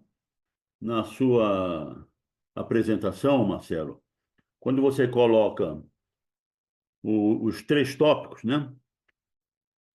Eu acho que o tópico 2 é o mais fundamental. Quer dizer, não é o mais fundamental. É o fundamental para nós discutirmos, não é mesmo? Começarmos a discutir e começarmos a imaginar também soluções globais. E eu começo... É fácil a gente falar depois, porque muitos que nos antecederam disseram coisas extremamente importantes, né? Então, eu quero começar com um comentário sobre o professor Francisco Milanês, que disse muito bem que a lógica tem que ser global, e é uma lógica fundamentalmente ética, não é mesmo? E as soluções têm que ser locais, não é mesmo? Muito bem. Então, nós vamos começar pelo que nós, geólogos, sabemos que não somos fatalistas, mas, de qualquer maneira, é uma realidade científica, né? O planeta está esquentando. A última era glacial terminou há 1 milhão de anos atrás, e com seu pico, e é considerado o final dessa última idade do gelo, né? Há 11 mil anos. Então, o Brasil, o globo, o planeta Terra está se aquecendo, né? Certamente, após a primeira Revolução Industrial, o índice, a razão de aquecimento aumentou, se elevou, mas, de qualquer maneira, novamente, sem querer ser fatalista, né? A humanidade não pode sonhar que vai interromper o aquecimento global. Isso é um ponto de partida, porque esse processo é um processo geológico, é um processo global, né? Então, eu acho que isso é importante, porque, como o professor Milanês muito bem falou, e então, como o Gilmar Mauro colocou, para encaminharmos para uma ruptura, que o Gilmar Mauro disse que é uma revolução, mas, na verdade, é uma ruptura, né? É necessário que contemos com uma sociedade global determinada por conceitos conhecidos por todos, não são conceitos acadêmicos, nem coisa nenhuma, mas com conceitos simples, né? Que o planeta, o aquecimento global, ele pode ser parcialmente, pelo menos, detido ou amenizado com mudanças radicais na sociedade global, né? Então, isso é importante agora. Para que isso aconteça, na minha opinião, vou para 84 anos de idade, é importante, o Gilmar citou muito bem, não, temos que nos aproximar da juventude. Eu diria até, sabe, Gilmar, mais do que a juventude, nós temos que colocar a preservação ambiental nas primeiras letras que a criança tem na escola. Ela vai aprender a escrever e a somar, enfim, as coisas, mas, paralelamente, ela tem que entender a importância da conservação ambiental, para nós formarmos efetivamente uma cultura sólida, para que essa criança se transforme num jovem e num adulto já convencidos desses valores. Isso aí, para mim, é fundamental. Então, é importante também porque essa ruptura, a menos que seja uma ruptura, enfim, política, mas mesmo para ser política tem que ter a participação da maioria da população. É necessário que nós tenhamos a maioria da população cônscia, né, disso que o professor Milanês chamou de ética, né, de conservação, né? Então, isso é uma coisa que eu considero importante, né? A outra coisa também que eu considero muito importante foi que o Gilmar Mauro comentou, é que, além disso, existem forças, né, e poderes mundiais, né, que efetivamente refletem um modo de organização social em que o capitalismo, que é a riqueza, a diferença de poderes monetários, né, entre as pessoas, estabelece as diversas classes sociais, né? Isso, o capitalismo é realmente uma situação que tem que ser superada, porque é justamente na distribuição das riquezas mundiais, né, muito mais eficiente e eficaz do que existem hoje, que a humanidade é extremamente concentrada em termos de riqueza, né, como todos nós sabemos. Então, essa luta tem que ser sistêmica, né? Educação das crianças, educação da juventude e políticas nacionais e globais que apontem para a atenuação dessas diferenças entre as sociedades, né? Aliás, só para terminar, eu queria comentar um ponto que o Allen trouxe ao nosso encontro, juntando com o Gilmar, que acusou muito bem o capitalismo, né? E o Allen falou muito bem da nossa matriz energética, não é mesmo? Nós temos uma matriz energética muito bem equilibrada, né? Mas, Allen, sabe, a nossa matriz energética, o Brasil se apresenta como um país que defende o meio ambiente, com a matriz energética bem equilibrada, mas é o seguinte, a matriz energética interna da energia que consumimos, porque nós exportamos, Allen, 1,5 milhão de barris por dia. Então, a contribuição brasileira para, enfim, para a produção dos gases de efeito estufa, né, é muito maior daquilo que nós consumimos internamente, não é mesmo? Porque nós exportamos por causa do capitalismo, por causa da rentabilidade, né, por causa da importância financeira do equilíbrio entre as nações, né, do comércio entre as nações, nós exportamos 1,5 milhão. Na verdade, a nossa matriz energética são os 2,5 milhões que nós consumimos de petróleo, mais 1,5 milhão. Na verdade, a nossa matriz energética tem que incluir os volumes exportados, não é mesmo? São 4 milhões de barris, né? Então, essas são as impressões que eu quero deixar, e dizendo que eu mantenho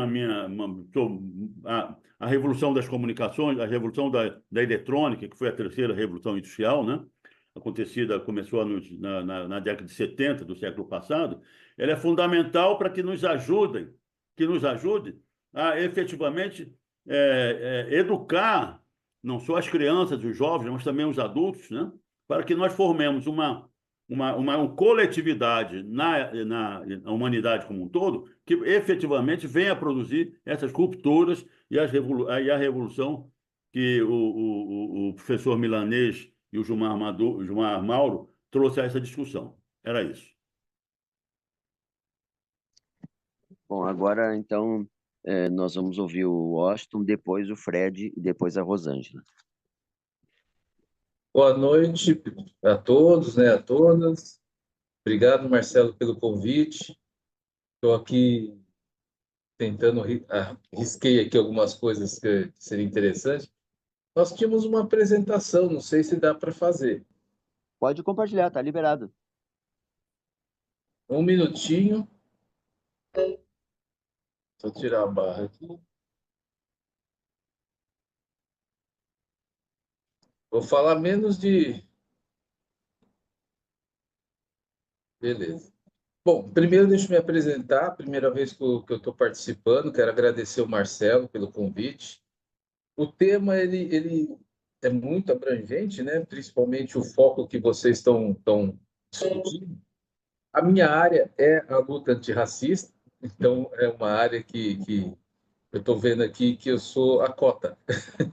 Mas é importante a gente sempre estar presente também. Sou graduado em marketing e jornalismo.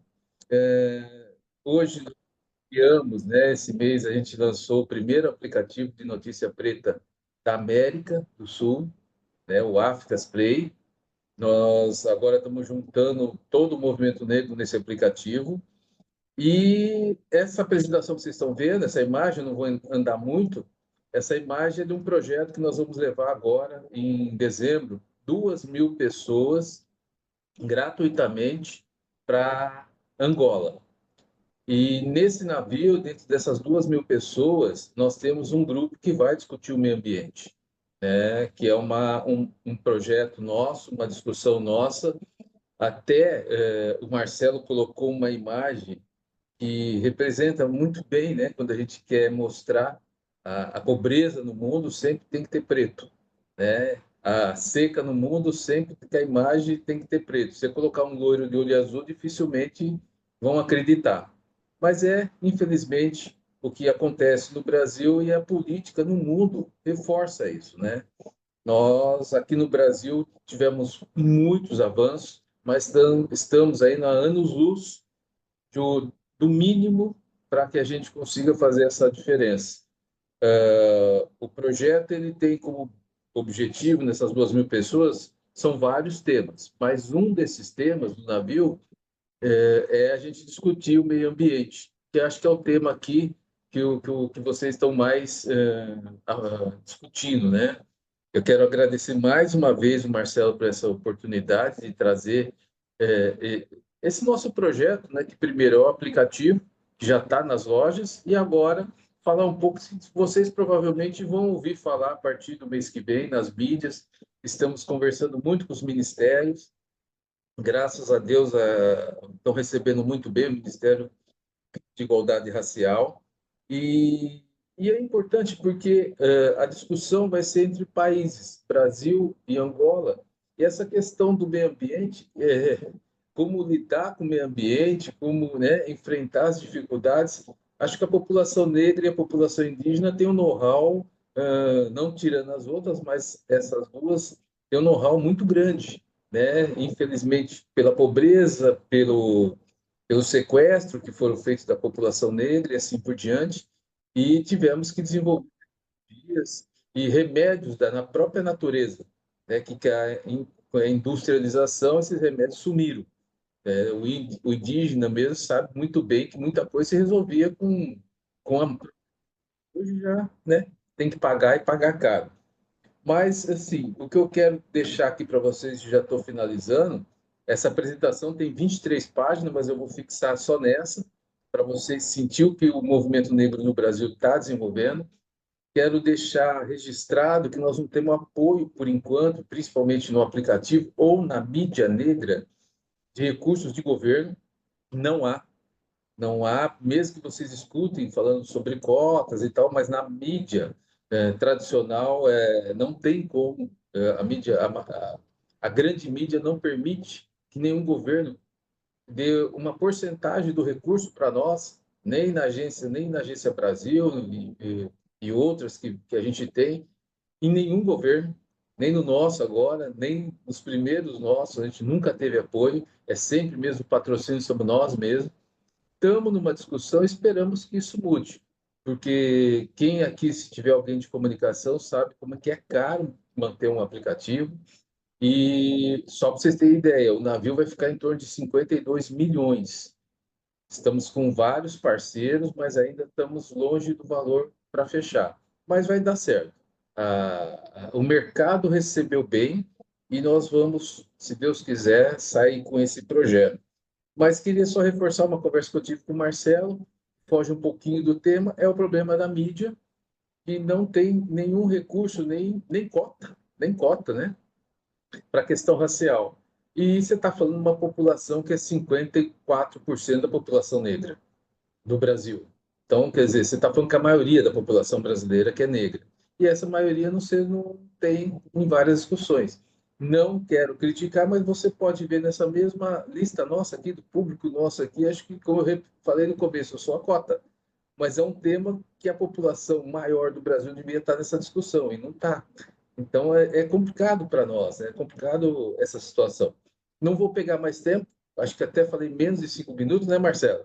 Mas me coloca à disposição um tema de comunicação, que a gente consiga avançar nessa diversidade, que isso é o importante para nós. Tem que ouvir os grupos, temos que entrar na diversidade. Desculpa, Marcelo, ter mudado um pouquinho do tema, mas é o que eu falo. Eu não pedi para ser convidado, mas como convidou a festa, a minha também.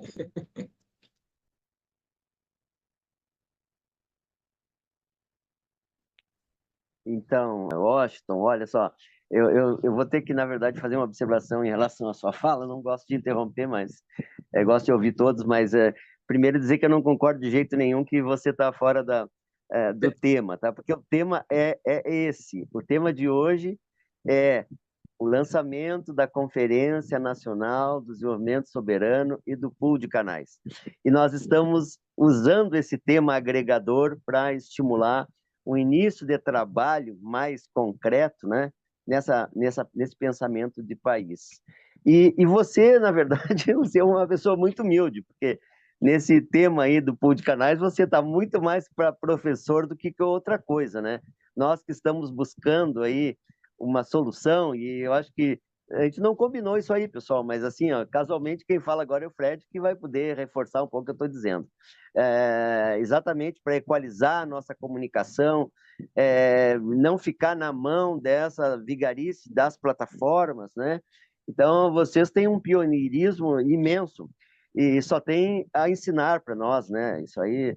Agora, logo depois, então, dessas falas aí, eu vou ter que fazer um comentário assim também para situar um pouco mais essa questão e informar os eventos que estão programados aí no segmento. O Allen já se antecipou um pouco, a gente já ia também informar a questão do fórum, né? E tem outros eventos aí que estão encaixados dentro dessa lógica aí da discussão do movimento do desenvolvimento soberano. Muito agradecido, Washington. De jeito nenhum, você é uma pessoa muito humilde. Pode falar. Só 30 segundos. O movimento negro está mudando. Nós fizemos esse projeto, que é o aplicativo, e ele é uma plataforma na linha do iFood. Só que ao invés de ter restaurante, nós estamos tendo todo o movimento negro no aplicativo só. Temos uma rede grande de quase 93 redes sociais do movimento negro no Brasil inteiro. É que essa palestra, essa conversa não deu tempo, você sabe que eu estava numa outra agenda. Então, a gente consegue fazer uma divulgação e acho que para o ano que vem, que é né, nós vamos para uma disputa, e eu fico muito triste que o governo não vê isso que a gente está criando, né? Nós estamos ali, a nossa esquerda está forte, a gente escuta um outro tonto ali falando 2, 3 palavrinhas bomba, mas se desse um apoio mínimo para a mídia negra, você ia ver a diferença que qualquer campanha que a esquerda ia ter, voltar a ter. Nós já tivemos, mas infelizmente perdemos. Desculpa essa 30 segundos, até a próxima. Legal. Agora o Fred, Marcelo, depois a Rosângela. Marcelo, Sim. é que eu estou aqui tentando levantar a mão e eu não estou conseguindo. Eu Tá, e queria a gente já saber se se eu... inscreve. Valeu, obrigado. Tá, pode deixar. Reações. A gente põe no lugarzinho que diz reações aqui embaixo e ali põe a mãozinha. Tá.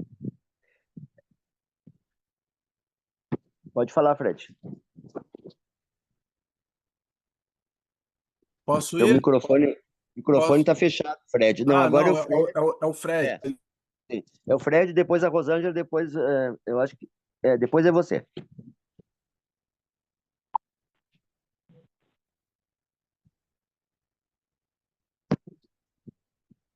Continua fechado o teu microfone, Ele está Fred. sem som, não é microfone fechado.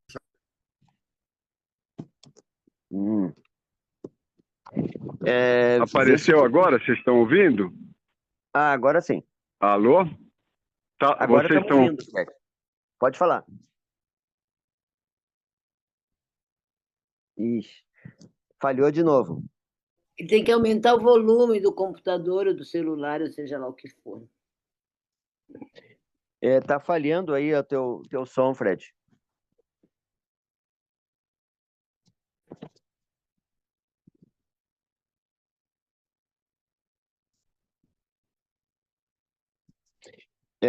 Quem sabe tu tenta arrumar o problema do som aí, Fred. Enquanto isso, a gente vai ouvindo a Rosângela, porque o nosso tempo está exíguo.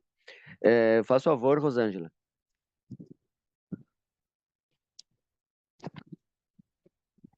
Boa noite, pessoal. Cheguei. Boa noite a todas e todos. Marcelo, obrigada pelo convite. Fórum aqui muito, muito, muito bacana. Eu ia ficar só ouvindo, mas aí você falou da Petrobras, eu me cocei. Bom, para quem não me conhece, eu sou Rosângela Busanelli Torres, eu sou engenheira geóloga, 38 anos de Petrobras, parceira do Estrela, né? Sou geóloga de petróleo. Estou representante dos trabalhadores no Conselho de Administração da Petrobras e sou uma ambientalista nata. Eu comecei a militar em Sampa em 70 e tantos, pela anistia, pelas diretas, ajudando as greves do ABC e no movimento de defesa da Amazônia. A questão planetária, ela sempre esteve muito próxima da minha formação. E aí, quando a gente, assim, eu queria falar um pouquinho só, já que a gente falou a gente está falando nessa questão desse equilíbrio, da sustentabilidade, do aquecimento global, né? E hoje se demoniza muito os fósseis. E nós, no Brasil, estamos vivendo um conflito imenso com relação e muitos questionamentos. Mas o Brasil quer ser líder na transição, mas quer produzir petróleo? Sim, a gente precisa produzir petróleo, né? O petróleo não é o maior vilão no país. Aí a gente começa, assim, eu acho que a gente tem grandes problemas. O primeiro é que as discussões, a gente tem um problema global e tem problemas nos países desenvolvidos, na Europa, Estados Unidos e no Brasil, e a gente tenta, nos tentam importar um problema que não é nosso, né? Então, acho que a gente precisa entender o problema global, o aquecimento, a questão do ciclo geológico e da contribuição antrópica, mas a gente tem que entender a nossa realidade para buscar soluções. A gente não pode importar soluções que querem nos impor, né? A Europa fala muito dos fósseis, porque ela não tem, mas ela abastece, parte dela, abastece os carros elétricos numa tomada que é alimentada pelo carvão, né? A nossa matriz, como já foi dito aqui, é das mais diversificadas do planeta, né? E a gente tem que ser muito, assim, eu me preocupo muito nas discussões, inclusive na Petrobras, porque a gente tem programas muito importantes de descarbonização, né? E a gente tem programas também para repor esse carbono que a gente eventualmente emite, né? E temos compromissos com o Net Zero, com o Acordo de Paris, mas às vezes esses modismos, assim, essas ondas que chegam, né? O aquecimento global, vamos acabar com os fósseis, aí vamos para o biocombustível, e assim, mas a gente precisa olhar a nossa realidade. A nossa realidade é que no Brasil a maior emissão, a maior parte das emissões de gases de efeito estufa está na mudança da ocupação da terra, seja a devastação, seja a queimada e o agronegócio.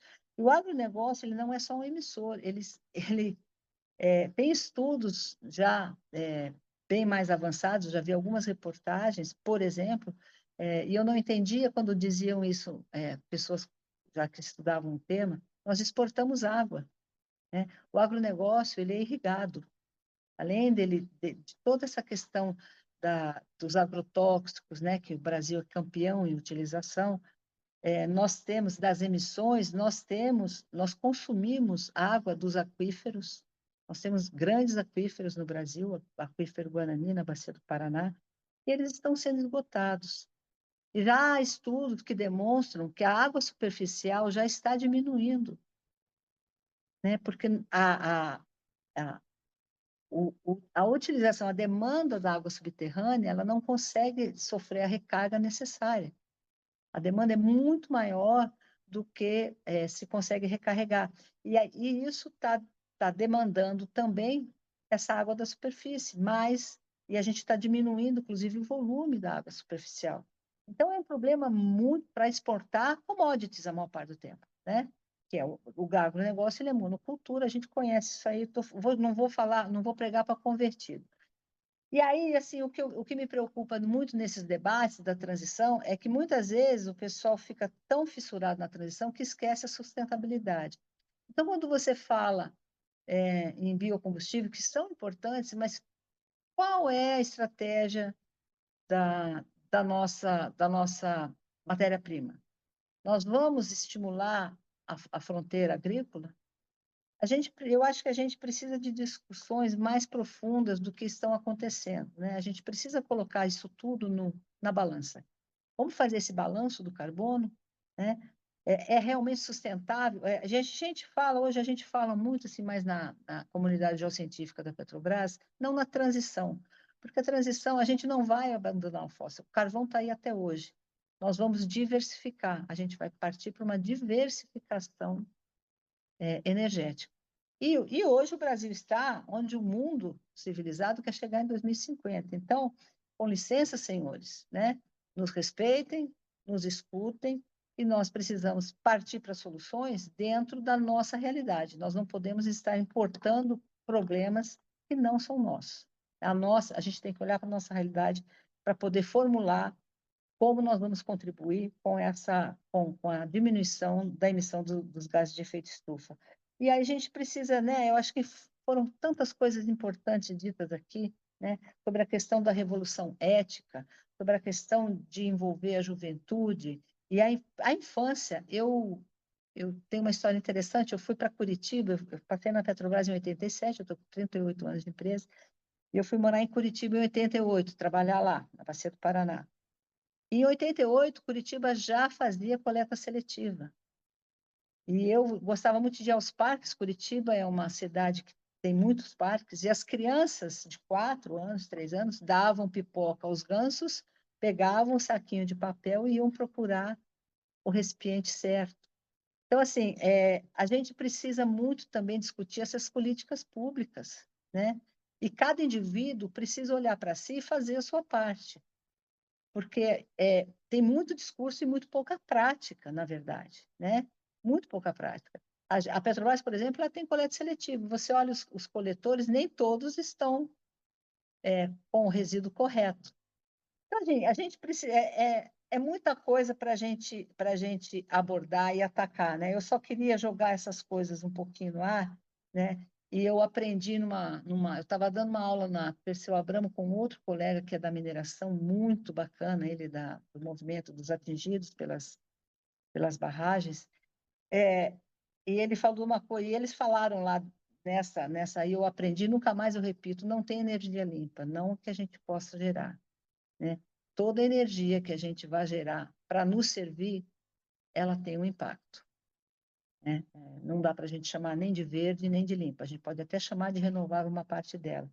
E eu tenho o Marcelo me conhece, muitas críticas, né, a essa febre das renováveis, das verdes, das limpas, mas não é discutida, a não ser na mídia alternativa, e a Brasil, de fato, levantou muito sobre isso, né, os impactos socioambientais que são medonhos, hoje, por exemplo, dos parques eólicos no nosso agreste.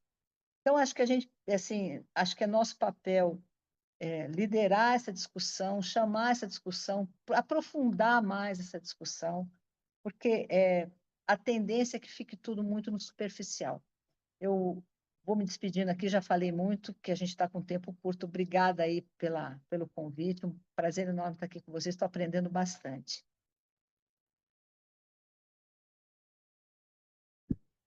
Tudo contigo, Vlad? Obrigado, Marcelo, por ter convidado aí. Eu sou Vladimir, biólogo, já ouvi aqui hoje Feliz, já ouvi engenheiros, já ouvi. Vou só tentar compartilhar aqui rapidinho, que eu quero falar rápido, tá? Não vou me alongar, não. Geólogos e engenheiros, e agora um biólogo, movimento negro, movimento indígena, muito bom. Eu ainda tenho um pouco de dificuldade com essa tecnologia aqui. Mas eu, enfim, consigo falar, tá? Olha só, pessoal, eu estava hoje lendo a nossa NDC, que é de 2005, né?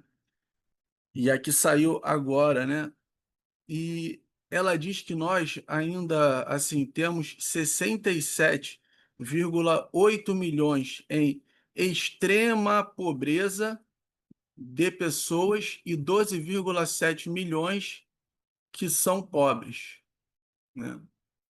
E dessas, um dado que eu acho interessante também e que eu procurei é o seguinte: pobre no Brasil ganha até R$ 1.173,13 por mês. Muito ganha até 367, tá?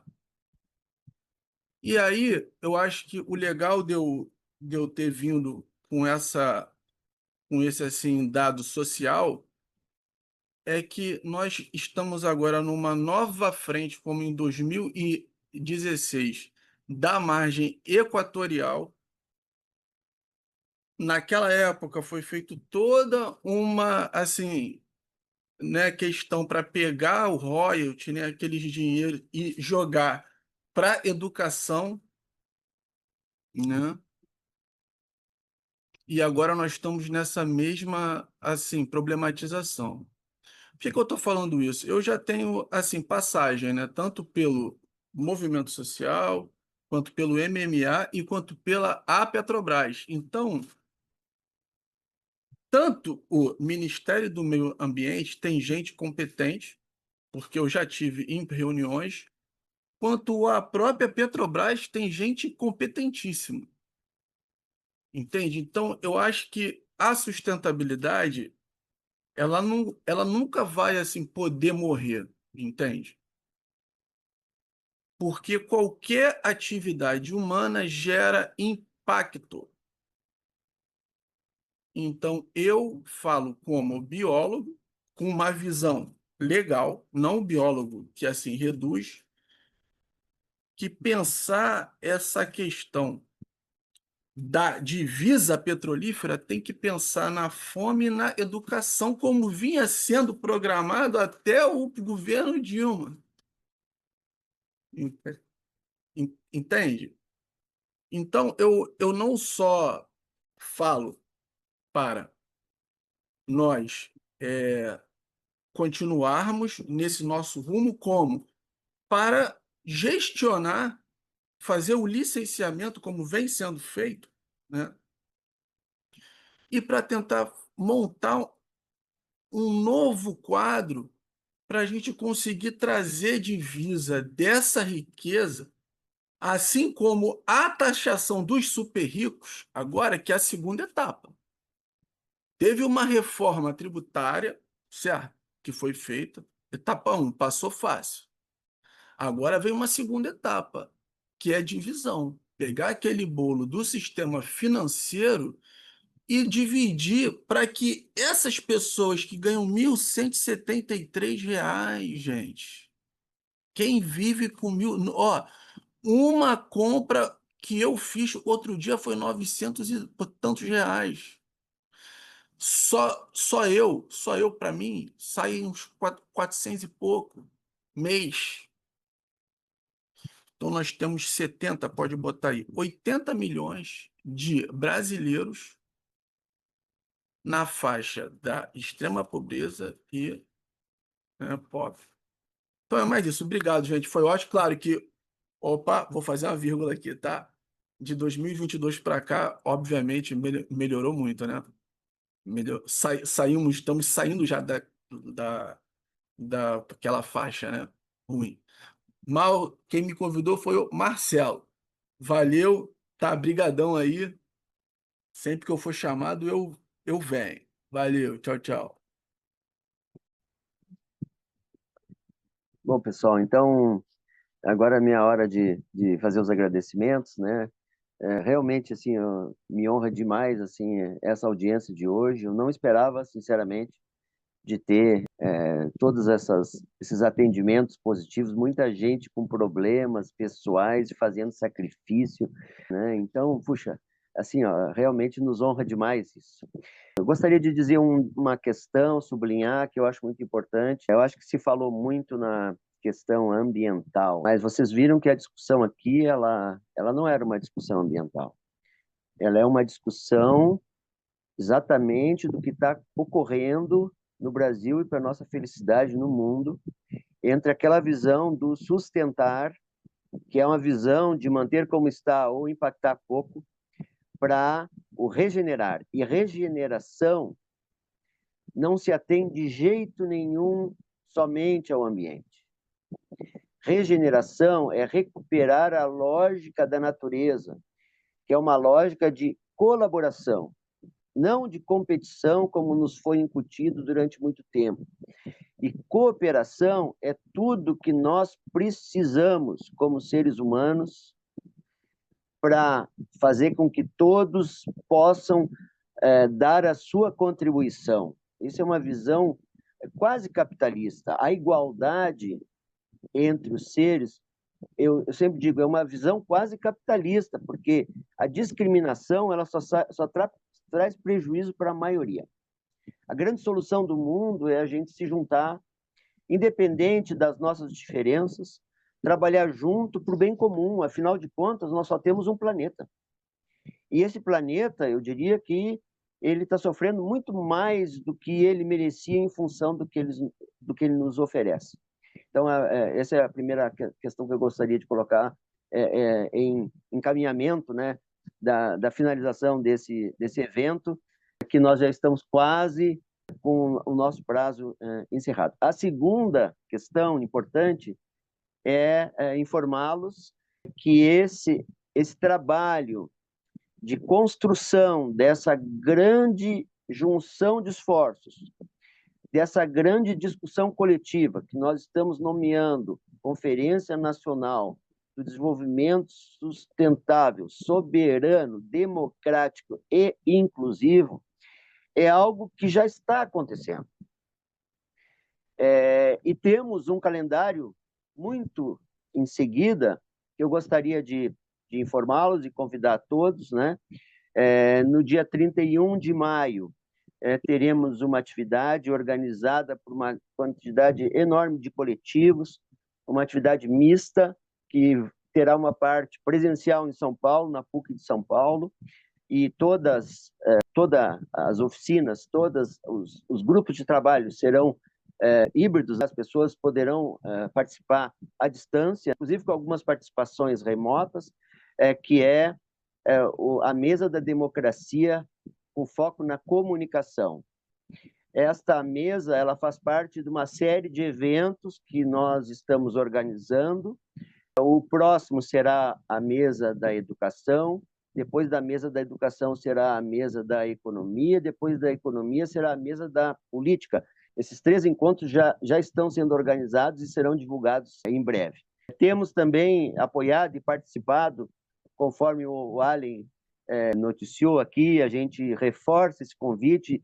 Já, Allen, informo que estarei presente presencialmente, não só no evento dia 31, mas muito provavelmente no evento dia 2 e 3 do Rio de Janeiro, no Clube de Engenharia, que é o Fórum da Engenharia, um processo que a gente teve a grande honra de participar, de acompanhar, uma colaboração, eu diria assim, pequena, mas, de qualquer maneira, eu diria assim, muito nos honra esse espaço aí que foi criado pelo grupo aí, que a gente tenha tido a oportunidade de participar, agregar outras pessoas e tal. E, por fim, né, reforçando um pouco o nosso terceiro, mas não menos importante assunto, que é a questão do pool de canais.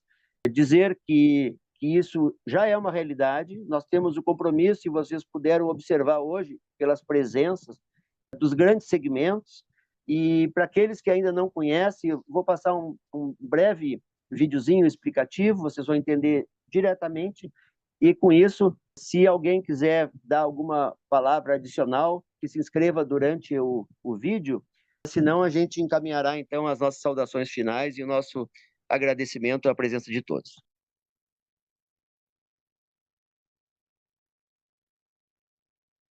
No topo da pirâmide estão as cúpulas da direita e da esquerda.